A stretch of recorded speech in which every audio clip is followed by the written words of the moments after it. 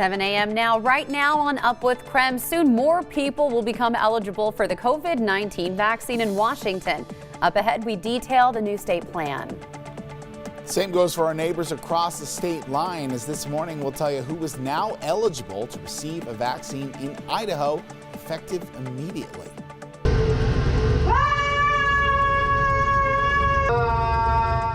My man right there, I like him. All right, and a new way to be tested for coronavirus. And we're taking you outside where the sun is up. Doesn't feel near as warm as it has the past couple of mornings, but I'm going to let you know why our temps still climb. Up with KREM begins now. When I find myself in times of trouble, Dr. Fauci's on TV, speaking words of wisdom, let it be. Isn't that a nice way to kick off your Friday morning? Well, thanks so much for being with us here on Up with KREM. Of course, you probably recognize that song, Let It Be by the Beatles. Well, a Portland couple is writing COVID-19 covers in the pandemic, and they covered Let It Be to stay positive until they could get the vaccine. We'll have more on that couple coming up in the show. The two of them together are just so great. Dana Marie, right? Yeah, this is my favorite story for your Friday, but they have a couple of different songs from Tom Petty to the Beatles, and all trying to just raise awareness for what's going on in the world. So we're going to show you more of their talent coming up. Have we put together our request list yet of the songs we want to sing their way? Have we put it together? Well, I know so far I've requested some Mamma Mia. Okay. I got Rascal Flatts. Okay. I have to think, what do people sing at karaoke? What's a crowd pleaser besides ABBA? Wow. Yeah, right? Maybe a Taylor Swift cover. Yeah, maybe a Here I Taylor go Swift again. cover. Mama, how could I? Well, Jeremy, I'm not going to challenge you to sing your weather forecast ABBA style, but what are we looking at this morning? It looks like a beautiful start to the day. Can you imagine the emails that would come in if I started doing that? Oh boy. So let's do it. Normal. All right, temperatures hanging out in the mid-30s across much of the inland northwest, 31 over in Coeur d'Alene. And you know, the past few mornings I've been out here in the 7 o'clock hour, and it's just been sun shining down and me going, wow, it's bright and it's warm. This morning doesn't have that same sun intensity, and that's thanks to a little bit of cloud cover here. But later on today, the wind is going to make it so that lack of sun intensity isn't really a big factor. It's also going to help bring us some clearer skies as we move through, because you can see down to our south is a big swath of cloud cover, and that's kind of where things are coming from. We've got a little dry band in there, and that little dry band is playing a role in some of those temperatures farther out to our west. That's that way for me. Now, a storm off the coast is bringing about that front. It was actually a pair of storms. The one with the front has worked its way farther off to the north. It's kind of wrapping around itself, becoming occluded early on this morning. But as we move through the day, that system starts making its way toward us. Does it hit us? It kind of makes its way into the middle portion of the state, and that's really where it stays during the day today. So for us, it's that mix of clouds and sunshine. A lot of those high-level clouds as we move through the day, but temperatures will still climb. And thanks to that wind, we're looking at temps climbing into the low 60s. And if we hit 61 degrees, that ties a long-standing record set all the way back in 1905. 7:03 now. We have breaking overnight. We have an update for you on a canine officer who helped end a local standoff by aiding a SWAT team and apprehending a suspect was hiding in the walls of a Spokane home. So it happened this morning at a home on North Wall Street, and leaders say it's a domestic violence case.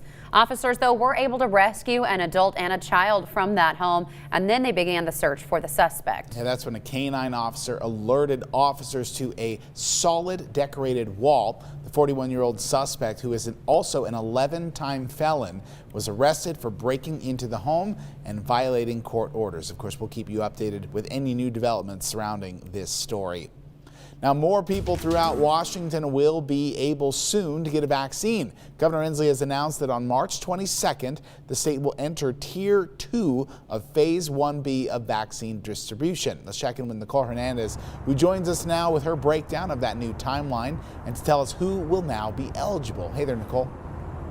Yeah, good morning, Joshua. So Governor Inslee's office released that new projected timeline for COVID-19 vaccines, which of course includes the idea that by March this month, we'll be able to have some essential workers be getting the vaccine, including people working at grocery stores like the one behind me. And then come April, people with underlying medical conditions should be able to get the vaccine as well. So I want to give you a look at exactly when we think these things are going to happen. First up, starting March 22nd, critical workers in grocery stores, agriculture, prisons, transit, firefighters, and law enforcement can get the vaccine. At this point, people 16 years and older who are pregnant or have a disability are also eligible.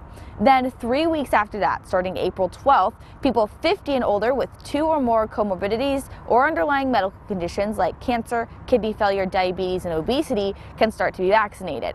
Then on April 26th, the vaccine will be available for people 16 and older with 2 or more underlying medical conditions, and then also for people living in places like group homes and shelters. Governor Inslee said that the federal push to get vaccines out faster and the new Johnson & Johnson vaccine is what made this new plan possible. I have to tell you, I am thrilled at the progress that our federal government is making in combination with these manufacturers to increase supplies. Now, Washington State has nearly hit its goal of administering 45,000 COVID-19 vaccines per day. As of Wednesday, March 3rd, the 7-day average was right at 44,000 vaccines per day. Of course, very exciting as more and more people in our community are able to get that vaccine. Live in Spokane, I'm Nicole Hernandez. Nicole, thank you. 7:06 now. Well, this morning, more people are eligible for the COVID-19 vaccine in North Idaho. Effective immediately, people in Group 2.3 can secure an appointment. That includes food and agricultural workers, including people who work in grocery stores, manufacturing workers, public transit, postal service workers, and flight crews, who are all now eligible for the vaccine. It also applies to utility workers who work indoors, as well as residents, interpreters, and cleaning staff in shelters.